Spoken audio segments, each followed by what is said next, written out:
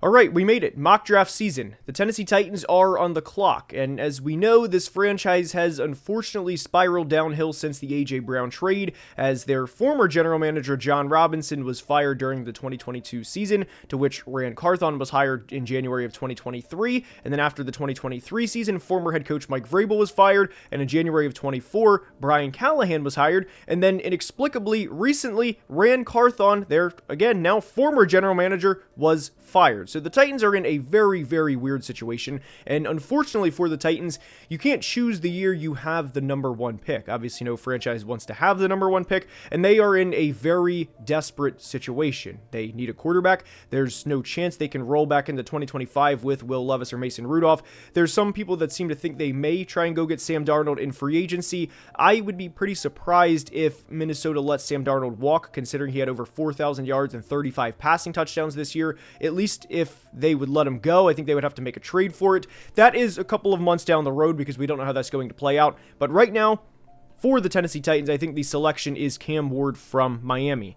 Now, unfortunately for Tennessee, this quarterback class is not what the 2024 quarterback class was. I think that Cam Ward may have been the 6th or 7th quarterback taken last year, and probably the 7th quarterback taken after Bo Nix. He still probably would have been a first-round pick, but this was a tough draw for the Titans to have this quarterback class when you need a quarterback in the worst way. So right now I think Cam Ward will be the pick. I like Cam as a prospect. I just think there's going to be unreasonably high expectations for him, especially with how the 2024 quarterback class performed. I mean, Bo Nix was the 6th quarterback taken and had 33 total touchdowns in his rookie year. So there's going to be a lot of people that expect a lot from Cam Ward in 2025, and we'll see how it plays out. I really like the situation he's entering, though, so he'll get to hand the ball off to Tajay Spears and Tony Pollard. He'll have Calvin Ridley and potentially even T. Higgins to throw the football to, as well as having an offensive line led by J.C. Latham, Peter Skoronski, Lloyd Cushenberry, and hopefully they address the right side of the offensive line. So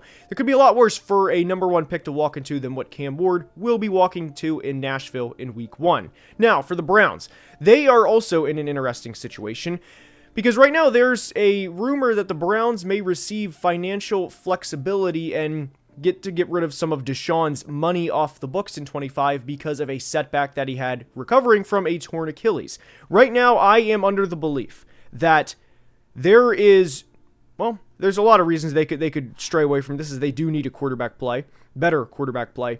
But I think Abdul Carter will be the selection from Penn State. Having a duo of Abdul Carter and Myles Garrett is a duo no offensive line wants to go up against week after week. And right now, Abdul Carter's pro comparison would be Micah Parsons of the Dallas Cowboys. I like his game a lot. He had a great game against Notre Dame recently, and unfortunately Penn State lost the game, but Abdul Carter was out there playing not at 100% clearly, and he still wrecked the game multiple times. He had multiple quarterback hits. He had several pressures. He is a top 5 talent in what is a not top loaded draft class. I think the 2025 draft class is pretty talented overall, but it definitely doesn't have the star power of Malik Neighbors, of Brock Bowers, of Marvin Harrison Jr., and then, of course, the quarterbacks like 2024 had. But I really, really like Abdul Carter, and I think the Browns, from a quarterback standpoint, would try to explore potential free agents, potential trades, especially if they get the financial freedom from Deshaun Watson, and potentially even trade more for a player that they would technically be worth by having the other team take on the salary cap of that said player. So I think the Browns would go with Abdul Carter right now. Now, with the Giants on the clock, they are in a pretty tough situation because Brian Daboll and Joe Schoen are undoubtedly on the hot seat entering the 2025 season. I was kind of surprised that they retained both. I thought one for sure was going to get fired. Ultimately, both retained, but now we're in the classic situation where each guy is on the hot seat. They do not have a clear option at quarterback. Right now, I really think the best bet for them would be to try to somehow acquire a Geno Smith. Kirk Cousins is a bit of a long shot right now, I would think, for the Giants. Sam Darnold, would he return to New York, is certainly a valid question.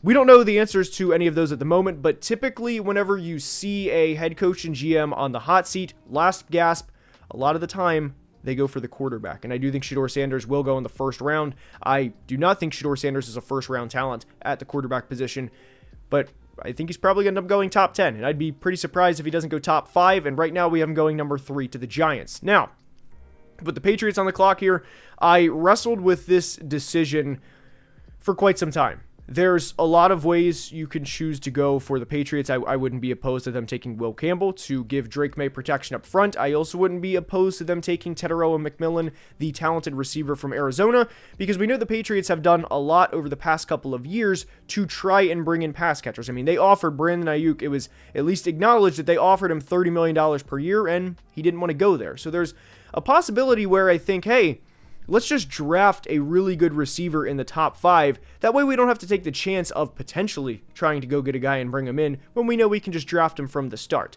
But I think Travis Hunter is a better player than Teteroa McMillan overall, not at receiver. I do think T-Mac is a better receiver. But when you can have a corner duo of Christian Gonzalez and Travis Hunter, and then you can also have Travis Hunter come in on specific packages next year and maybe be a 30 or 35 catch guy next year, while playing at a good level at corner, it's a really, really tough player to pass up at number 4. And Travis Hunter is a very, very unique prospect. You will hear that all throughout the 2025 draft process. And I would be pretty surprised if he falls out of the top 4 or 5 picks. He's a very, very good football player. And I think he goes to New England at number 4.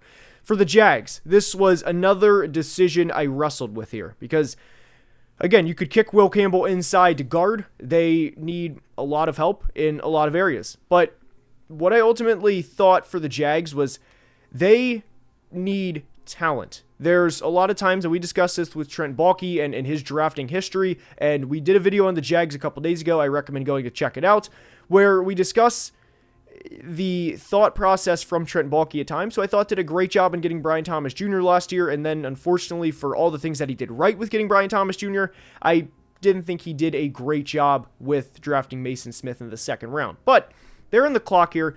I wrestled with the idea of them drafting Teteroa McMillan. I don't think Gabe Davis prevents them from drafting T-Mac, but having 3 receivers north of 6'3", 6'4", and T-Mac, Gabe Davis, and then, of course, Brian Thomas Jr., isn't something I think they would do, and I think that this is a team that would rather establish their dominance in the trenches and have Josh Hines-Allen, Trayvon Walker, and Mason Graham ready to dictate how the game goes defensively. And this would be a pick that I think Jags fans would grow to love. And if you can have that type of defensive line impact, because Trayvon Walker is going to have a contract extension coming up soon. He's a really solid player. It's a really good situation to be in if you can have those three guys along your defensive line. So ultimately, I really like Mason Graham to the Jags at pick 5. Now for the Raiders at pick 6, this is a unique situation, because this is not a quarterback-friendly class. I hope they don't take Jalen Milroe at number 6 overall. I don't think any of the other quarterbacks, Carson Beck's going back to school, or he's entering the transfer portal rather. And I definitely don't think Dylan Gabriel's worth a top 6 pick. So the Raiders are in a very unique situation. Whether you know this or not, they had two 1,000-yard receivers in 2024, in Brock Bowers, of course, and Jacoby Myers. Now, I do think Teteroa McMillan is a better player, or will be a better player than Jacoby Myers. And for a team that has been perpetually bad over the past couple of years, the way the Raiders have, I think this is very much, let's just bring in a good football player. Let's not overthink it. Bring in T-Mac. We'll address the quarterback situation. Don't get me wrong. But I think what losing franchises do is they force a need when there's a great player staring them right in the face. And I don't think the Raiders should get in the business of taking a quarterback that is certainly not worth the value at pick 6 when Teteroa McMillan is right there. Now for the Jets at pick 7, this is a unique situation because I would like them to be able to have Teteroa McMillan. For him and Garrett Wilson to be a wide receiver duo, because I don't think Davante Adams is coming back in 2025. The possibility Aaron Rodgers comes back is also kind of slim at this point. So the Jets themselves are in an interesting situation. But where I pivot with this pick is DJ Reed is a free agent. You're in the AFC. You can never have enough corners. Will Johnson is a better corner prospect than the next best defensive lineman / edge available, mainly interior defensive line. He's a lot better than the next guy. I think Will Johnson is a very good player. He had a little bit of a down year in 24, had some injuries that popped up. I think Will Johnson is a really good corner. Pair him with Sauce Gardner, and don't worry about it for the next couple of years. Now, I know Sauce had a down year in 2024. corner is a pretty volatile position. It wouldn't surprise me if Pat Surtain has a bit of a down year next year for the Broncos. That's, a different discussion. But the point is you can never have enough good corners in today's NFL. And when you get a little bit of an injury discount from Will Johnson at pick 7, who I think could be a top 5 player in this class, don't overthink it. Now, with the Panthers on the clock, when I was thinking about how to do this mock draft, it was pretty simple. It was defense, defense, defense. The only question is who did we want to give the Panthers at pick 8? And the way that I look at this is Nick Scorton from Texas A&M had a little bit of a down year from the year that he had at Purdue in 2023. I still think he's a very good prospect, but I think there's a really, really high ceiling with Jalen Walker from Georgia. He's around 6'2", 245. He only had 197 pass rushing snaps in 2024, but he had 34 pressures. That is a very good rate. And when you are the Carolina Panthers, right now they're in a position where they can afford to take that swing for a home run. There's certainly a case to be made that they'd rather have a high floor and a lower ceiling with a guy like Scorton he reminds me a lot of Cam Jordan. I don't necessarily think he'll have 120 plus sacks like Cam Jordan, but play style wise, I like Scorton a lot. But when you can go for the home run, and when you have who I think is a solid defensive coordinator in Ejiro Evero, he unfortunately just did not have a lot of talent to work with this year, and there's a reason that the Panthers defense was kind of as bad as it was. They didn't have a lot of talent on that side of the ball. They also dealt with their fair share of injuries. I think they're in a position where I think they should go for the home run swing, and I like Jalen Walker a lot as a prospect, and I also think that there's going to be a part of Jalen Walker's pre-draft process. Remember me saying this if you do not like this pick now, where I think Jalen Walker will test off the charts, and I think there's a chance that he runs a sub 4.5 40, and also throws up, we'll say 22, 23 reps of 225 at the combine, and probably also has a 37-inch vertical. I think he's going to do really well in Indy, and I like Jalen Walker a lot. Now, for the New Orleans Saints, this is a tough situation. I think Luther Burden, I think everybody would agree that he had a down year this year. I still like Luther Burden a lot. But would you kind of want to have Chris Olave and Luther Burden both on the same team? Not that that's a bad thing, of course. I'm more so looking at it of, build your receiver room. You already have a smaller receiver in Olave that's already very good at what he does. There's definitely a conversation to be had about his injury history, but there's another player that we can discuss that recently, whether you guys know this or not, kind of unofficially retired without saying it, and that's right tackle Ryan Ramczyk.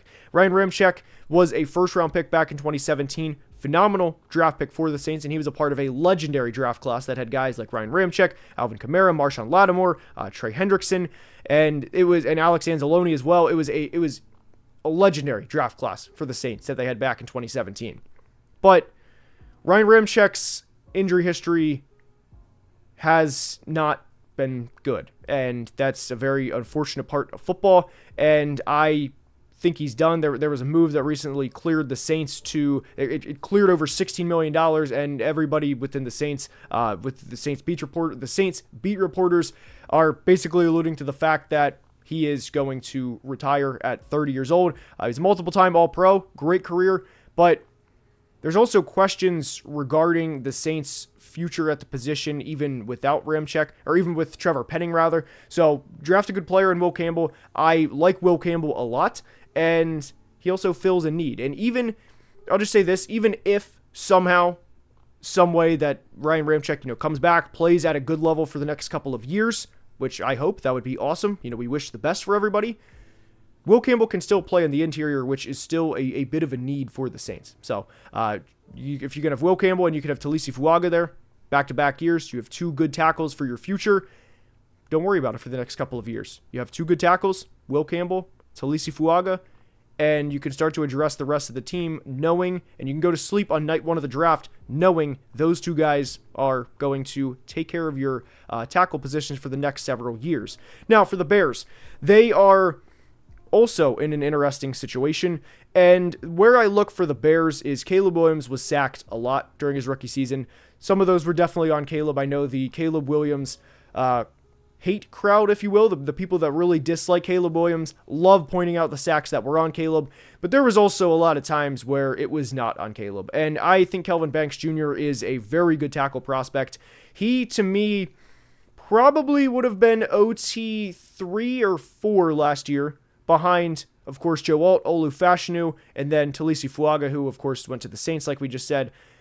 Kelvin Banks would have been somewhere between that Fuaga range. He would have been right in there. And I thought Fuaga was clearly a first-round talent. I think Kelvin Banks is absolutely a first-round talent. I like his game a lot. And this kind of goes back to the Will Campbell. To the Will Campbell part. If you can draft a player and not have to worry about it, go for it. And I think that's who Kelvin Banks would be for the Chicago Bears. And that's a pick and player that they desperately need. Now, before we go to the 49ers, I do have a quick word from today's sponsor, Raycon. We are now into the new year, and two of my New Year's resolutions / goals were to meal prep more on Crockpot Friday and to get to the gym every weekday by 6 a.m. And when I get to the gym, I make sure I have my Raycon Everyday earbuds. One of my favorite parts of Raycon's Everyday earbuds is the active noise cancellation. Whether you are at the gym or grinding at the office or boarding a plane, trust me, the Everyday earbuds, especially with the active noise cancellation, has a purpose in your life. They have tens of thousands of 5-star reviews, they have a 32-hour battery life, and Raycon start at just half the price of the other guys. They also have a quick charge function, so 10 minutes of charging yields 90 minutes of battery, and they also have multi-point connectivity. I personally went with the concrete protective case cover as I really like the aesthetic, and the best part about this is it yields wireless charging, so I don't have to take the protective cover off to charge my Raycon earbuds. So go to buyraycon.com/Garrett to get up to 15% off site-wide. That's right, you'll get everything up to 15% off on Raycon's website when you go to buyraycon.com/Garrett, and a big thank you to Raycon for sponsoring today's video. The 49ers are on the clock after what was a disastrous year for them, both on the field and off the field, as there were several injuries, there were several tragic events for this team, and there were several directions I thought this team could go, none of which really surprised me. I thought corner was certainly a position. Edge wouldn't be the worst position in the world either. Interior defensive line certainly wouldn't have been a bad position either for this team to go, but where I stand with this team right now, and where I think they would go in this specific mock draft, is Josh Simmons of Ohio State. I like Josh Simmons a lot as a prospect. He is unfortunately coming off of a knee injury, but I think that would be fine because I don't think the 49ers would need impact right away from Josh Simmons, especially considering that Trent Williams would still probably be there in 2025, and good franchises typically draft ahead, knowing, and this concept will come up later in the video as well, knowing who will either retire or probably leave in free agency at some point. Josh Simmons is a really good tackle prospect, and the 49ers are going to have players at premium positions on discounts because they're going to have to pay Brock Purdy very soon, and that's also a key part of good franchises, having good players on rookie-scale wages for the next couple of years. That way you can really, really stack other positions on the roster, and the 49ers are kind of an example of that, but instead of really going after every position, whether it was receiver with Ayuk and Debo, or tight end with George Kittle, or Nick Bosa, or Trent Williams, or Fred Warner, they're going to have to do that at other positions now, and I think left tackle with Josh Simmons would certainly be a start of that. Now, with the Cowboys on the clock here, Rico Dowdle had a good end of the year. Thought he played pretty well, but the talent level of Ashton Jeanty it can't be denied. And if you have a quarterback, running back, and receiver trio of Dak Prescott, Ashton Jeanty, and CeeDee Lamb, that is a very, very good trio for the Cowboys. They didn't enter the 2024 season with a lot at the running back position. I was not the biggest fan of what their plan was heading into the 24 season. I think Ashton Jeanty is a phenomenal prospect, and I really think he's the third best prospect at the position since Saquon Barkley. So over the past 6 or 7 drafts, I would have Saquon, Bijan Robinson, and then Jeanty right there along with those guys. I think he's a really good prospect. I would be pretty surprised if he played all 17 games. 1,000 yards is only about 59 yards per game, so I'd be pretty surprised if he didn't rush for 11 or 1,200 yards as a rookie, assuming he played all 17 games. He's an elite player. He is not once in a decade, and I know people hate the term generational. I'm not using the generational word to describe Ashton Jeanty, because I don't think he's the best running back prospect in the past 10 years, but he's very, very good. And I'm not trying to dismiss him as a player with the generational label or the non-generational label. We all know that word gets tossed around a lot. But Ashton Jeanty, very, very good prospect. And I think I think he'd rush for over 1,200 yards as a rookie. Now, with the Miami Dolphins on the clock, this is a selection, and I've been very critical of this team and GM Chris Greer in terms of what his plan was entering the 2024 regular season. I was not a fan of it, and I was not surprised to see them go 8-9 this year, even with Tua missing a couple of games. I don't think it makes that big of a difference. And a little spoiler, we have a video on the Dolphins coming out early next week, so be on the lookout for that. Now, with this selection here, I don't want you to look at rankings because these rankings are not updated. I've heard what Trevor Sickham has said about Josh Connerly. He's basically said that he will update his rankings very soon, and that Connerly's not going to be a third-round pick. Right now, he's ranked 96th.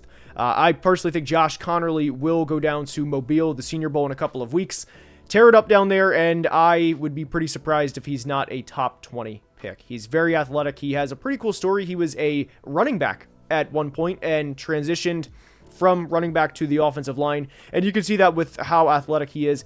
He definitely needs to put on a little bit of size, which I don't think will be a problem, and with the work ethic that we've seen from Josh Connerly over the past couple of years and the results that have ensued, I like Connerly a lot, and I think there will be a conversation with him being the offensive tackle one discussion. If I do have one bold take from today's video, it'd probably be that. Now, with the Colts on the clock here, this is a pick that I'm probably going to mock to them quite a bit throughout draft season.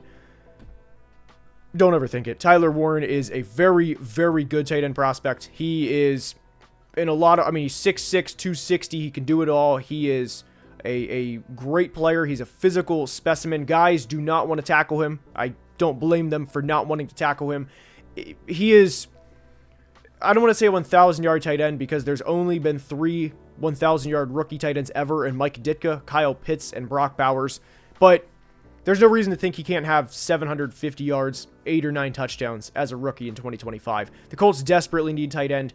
You're not going to find many Tyler Warrens, and as long as they develop him, give him enough targets, let him be Tyler Warren, he should be a top 5 tight end probably by the end of the 2026, early 2027 area, if not sooner. He is a very, very good prospect. Now, for the Atlanta Falcons, I think you could argue that Darnell Mooney probably won't be there forever, and I think you could argue that a second receiver is a team need, but defense is absolutely a need for the Atlanta Falcons. They hired Raheem Morris, who is a defensive-minded coach, but the talent that he had to work with this year, and it also didn't help that he had Braylon Trice, who was a third-round pass rusher, go down in the preseason with a torn ACL. Not that Braylon Trice would have made this defense play, like the 85 Bears, but this defense needs talent. That is the bottom line, is they need talent. I am a big fan of Texas A&M pass rusher Nick Scorton. Like I said earlier, he had a little bit of a down year, but I think his play style really resembles Cam Jordan of the Saints. He has very heavy hands. He is a stout run defender. I like him a lot, and the thing with the Falcons, what we're doing here at pick 15, is we're doing something they desperately need to do, which is upgrade the roster, which is simply to bring in better talent. Now, with Nick Scorton, you're not figuring it out later because he will be a pass rusher from day one and a solid player, but just bring in the talent and let everything, and then have Raheem Morris coach the defense up. You need better football players. Nick Scorton, by every definition, is a better football player than what they have now. Now, with the Atlanta Cardinals, the Arizona Cardinals on the clock, this is a team I think you have to look at what they are trying to do as a football team. They want to run the football. They want to have James Conner and they want to have Trey Benson pound the rock down teams' throats. And in some ways, they want to be, not exactly, but similar to what Detroit can do with their run game. That is their goal. They have a really good left tackle in Paris Johnson. They certainly need some help up front. And a player that I really like for them in terms of what they're trying to do is Texas offensive tackle Cameron Williams. Cameron Williams is 6'5", 335. He's only 21 years old. He won't turn 22 until October of next year. I think this is a player that, with what they want to do, which is pound the rock and really have James Conner and Trey Benson each be double-digit carries guys per game, while also having Marvin Harrison Jr. and Trey McBride and Michael Wilson, this really fits into what they want to do, and I would love this pick for the Cardinals at pick 16. Now, with the Bengals on the clock, unfortunately, they recently fired former defensive coordinator Lou Anarumo. This is another team that needs talent on the defensive side of the football. I'm not going to get into the discussion of, well, what if they lose T. Higgins, or what if he's not on the roster next year, although that's certainly applicable. Right now, Malachi Starks is a very good player. You let Jesse Bates leave in free agency without even getting anything for him a couple of years ago, by the way. Take Malachi Starks. Don't overthink it. He's a very, very good football player. And like we said with the Falcons, you need better talent on the defensive side of the football. So don't overthink this one and just draft Malachi Starks and figure everything else out later. Now, for the Seattle Seahawks, this is a dream fit of mine early in the draft process. The Seahawks have had a lot of problems along the offensive line. I've had a lot of Seahawks fans reach out, hey, can we get a Seahawks video? Can we discuss what's wrong? The thing that I would say is most wrong with the Seahawks is they are a good team, but if you ask me, hell or high water, am I ever going to choose Seattle to win 4 straight playoff games to win the Super Bowl in the tournament? And the answer is no, I would not do that. Not with this current roster, not with the way that it is. They've also really haven't addressed the interior offensive line as much as they should have over the past couple of years. And it's also unfortunate that Connor Williams decided to retire midway through the year and wasn't the player that he was in 2023. But anyway, we're here. We need to address the offensive line now. And a player that I like for them is Ariante Ursary. I think Ursary is a solid tackle prospect. He would also help out with Abraham Lucas has had unfortunate injury luck. And if he would need to kick out to right tackle, he easily could. But if you wanted to play him inside, I think he'd be a really good guard as well. I think Ursary has limited athletic ability, not to say he's a statue by any means, but I don't think he has the athleticism of a Josh Connerly from Oregon, and I do think Connerly is a better prospect than Ursary. But I think with Ariante, you are getting a player that you can have the guard tackle versatility, and it ultimately improves your offensive line, which is what Seattle needs. You know, if you want to have Kenneth Walker and Zach Charbonnet become the players they can be, it starts by getting better along the offensive line. You know, help your running backs out, help your quarterback out. And I think Ursary would be a good selection for them. Now, with the Texans on the clock, this is a pick that I'm going to make that it's just a conversation that the Texans are going to have this offseason. Unfortunately, Tank Dell, back-to-back season-ending injuries. And last year, I don't want to make light of, he broke his leg in 2023. You know, you break a bone, if that's all that it is. You know, if you break a bone, okay, surgery, it should get better. That's kind of how that it works. But now if you tear your PCL, you dislocate your knee, you tear your ACL, and everything that Tank Dell did this year, or did when he got injured this year, that's a different discussion. And that is a very, very long recovery process. Because Tank Dell got hurt so late in the year, I don't think he's going to play for a lot of 2025. And Luther Burden is staring you in the face. Luther Burden did have a little bit of a down year this year relative to the 2023 season he had, as I thought there was a decent chance that Luther would be a top 10 pick and solidify himself as a top 10 player in this class. Unfortunately, didn't. But with CJ Stroud, with Nico Collins on the same team, I think you're getting a really solid player in Luther Burden. And in the best case scenario, you have a trio of Nico Collins, Luther Burden, and Tank Dell if he comes back healthy. Now, I know there's going to be a lot of people for the Texans, especially the Texans fans, that will look at this and say, well, what about the offensive line? And I get it. Trust me, I get it. But the interior offensive line class is not as talented as Luther Burden is as a receiver. And I think you can become a bad team or become a lesser franchise by drafting just to fill a need. I really don't like when teams do that. And I think if Luther Burden's there and if the choice is him or somebody like Tyler Booker from Alabama, who's probably going to be a top 50 pick, I just think Luther Burden's a better player at his position than Tyler Booker is his.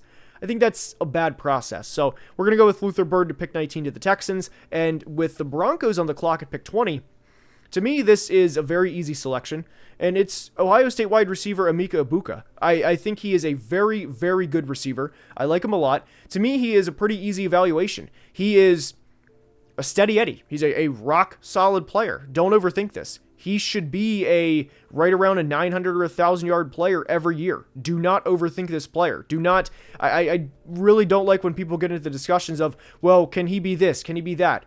focus on what a player is good at and let everything else transpire after that. He's a good route runner. He has good hands. He's a willing run blocker.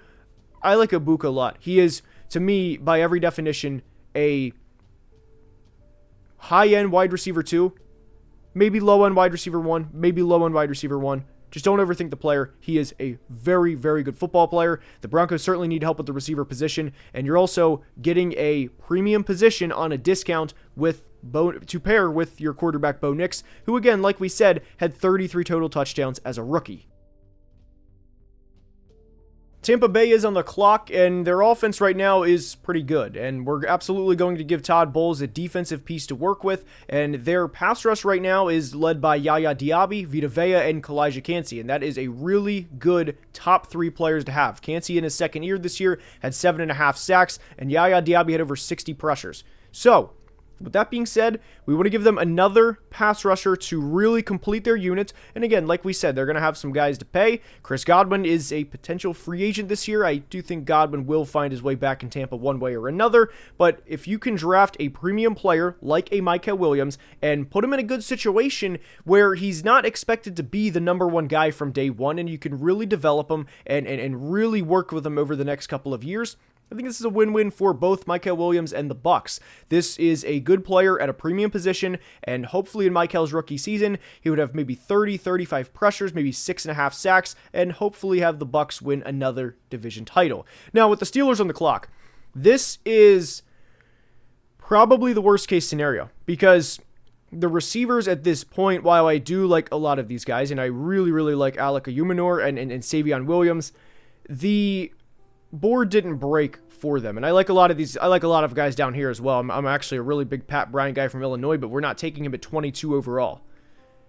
Quarterback is obviously, I don't want to take Jalen Milroe in the first round. I don't want to do that. And that leaves us in a tough position. Kenneth Grant is a great football player. Colston Loveland, great football player. But they're not going to take a first round tight end when they have Pat Freiermuth. So, where I went with this one, and like we just said, with the injury concerns with Ben Morrison, I wanted to go with a player who has legitimate versatility in the secondary. I think this player, from a kind of, career or trajectory standpoint of the draft, reminds me a little bit of Brian Branch. Brian Branch is a stud, and so is Jahdae Barron from Texas. I like Jahdae Barron a lot. He is absolutely one of my guys in the 2025 draft process, and you can never have enough good secondary, especially with the division Pittsburgh's in. Whether it's Lamar Jackson, who could be a 3-time MVP, Joe Burrow, who threw for over 40 touchdowns this year, and you, of course, have to defend Jamar Chase for the next several years, and possibly T. Higgins as well. You can never have enough good secondary, and Jahdae Barron is a really good football player. I think this is a case of draft him and figure it out later. I like Jahdae Barron a lot, and the board didn't break for Pittsburgh favorably. So that was another reason why we went with Jahdae Barron rather than force a Jalen Milroe at pick 22. Now, with the Rams on the clock, this is the landing spot for Benjamin Morrison. They need corner help. They could also go with tight end. That wouldn't be the worst thing for them. But Benjamin Morrison is a solid player, really good player when healthy, and I don't want to take him entirely out of the first round just because of a minor injury concern that we don't know the truth about at this point. Now, if it comes out that, there's severe restrictions with how he'll be as a player and he's a 5th or 6th round pick, we'll have that discussion later. But right now, Benjamin Morrison, good football player, like him a lot, improves a Rams secondary that is not the best at the corner position and fills a need at the 23rd pick in the first round.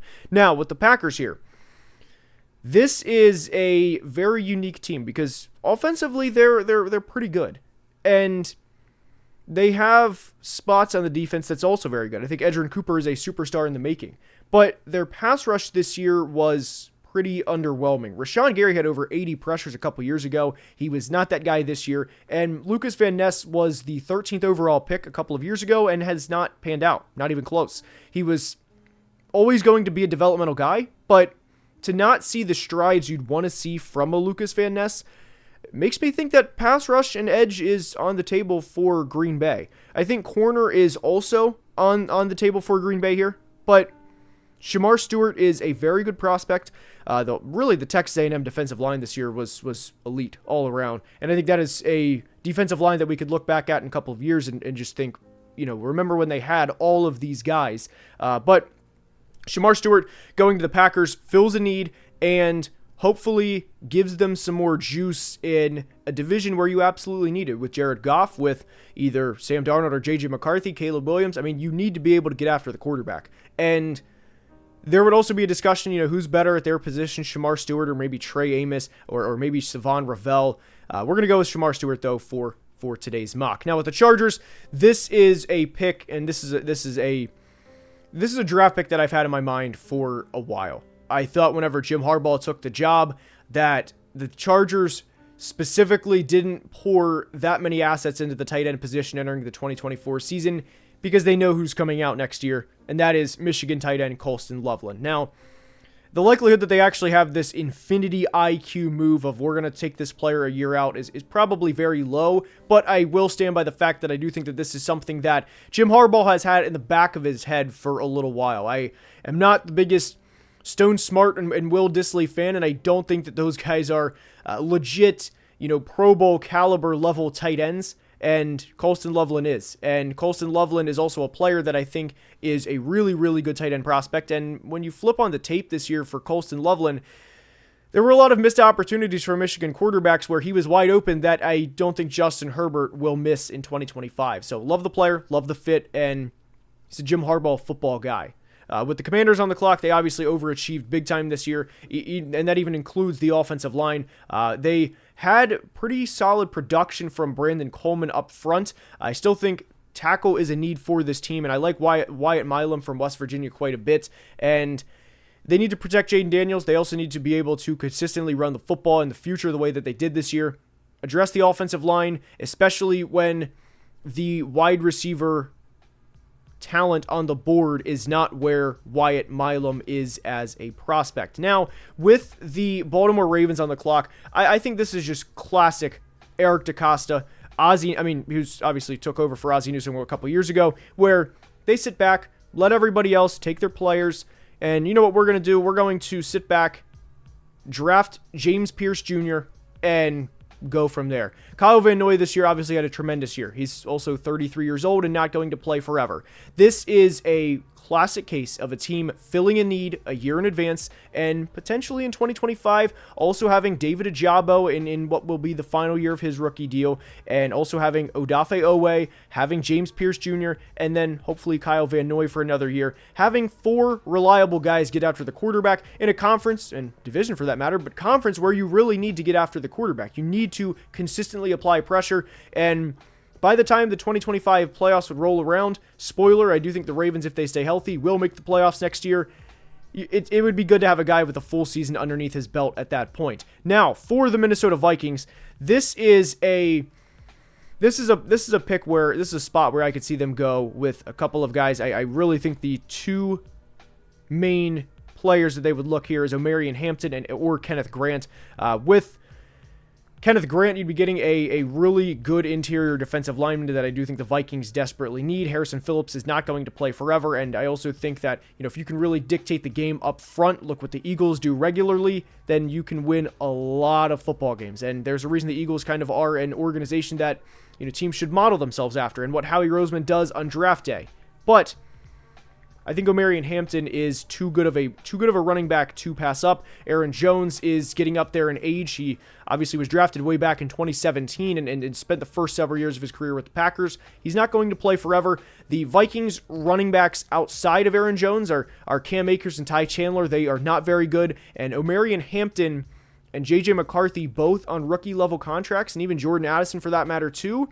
It would be a really good young trio, and of course we can't forget the best receiver in football in Justin Jefferson, though he's not on the rookie scale contract anymore. But anytime you can have a back that I think is easily a first-round caliber talent, don't question it if you can take him at pick 28. I like Hampton's game a lot, and I would actually argue that one of his weaknesses as a running back prospect is being in the same draft class as Ashton Genty, kind of the same way that we argued one of Malik Neighbors' weaknesses was being in the same draft class as Marvin Harrison Jr., and a year later, Neighbors was over a 1,000-yard receiver.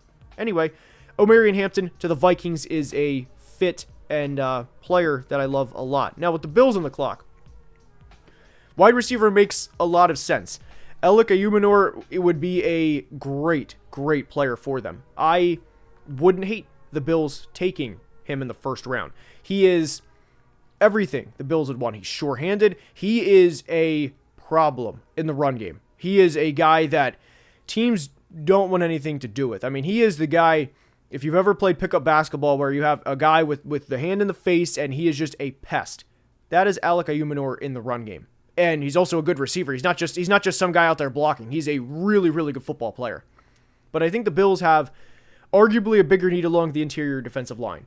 You have to be able to stop the run when it matters in the postseason. And we've seen the Bills kind of struggle with that at times over the past couple of years. And if you don't have a truly, above average or good defensive tackle that can help fix that problem, you're going to be limited. And for as good as Josh Allen is, there's times where he's needed the defense to step up in the postseason, and unfortunately, they have not. Now, with the Eagles on the clock, I went with a home run pick here, or a home run potential pick, and that is Savon Ravel from East Carolina. He unfortunately tore his ACL in the pre-draft process. I don't think he will be able to run or not in the pre-draft process, rather, he tore it during the season. He tore it back in the middle of October, somewhere in that area. So I don't think he's going to be able to run and see what his athleticism numbers are. He's still a very good player. The Eagles quietly need corner. Darius Slay certainly getting up there in age. It's never bad to have enough corners. Quinyon Mitchell is a very good player, and if you can pair Quinyon Mitchell with Savon Ravel, it's a really good duo. A really good young duo as well. Now, with the Chiefs here, this is another prospect that I'm really high on. And again, do not look at the rankings. Do not think that this player is a 3rd or 4th round pick because he's going to shoot way up the draft boards. If that's another take that I have, is that this player is going to be a top 50 pick. He's going to really have a good Senior Bowl and show everyone how good he is. And that's Missouri's Armand Mambu. The Chiefs absolutely need offensive line help. He fills a need. They desperately need offensive line help. He is a very good football player, and he's a guy that I'm really high on early in the draft process. Now, with the Lions here, pick 32, they are in a unique situation because they don't have a whole lot of needs. The player that I ultimately have them taking, though, is Princely Umanmielen. I like Princely's game a lot.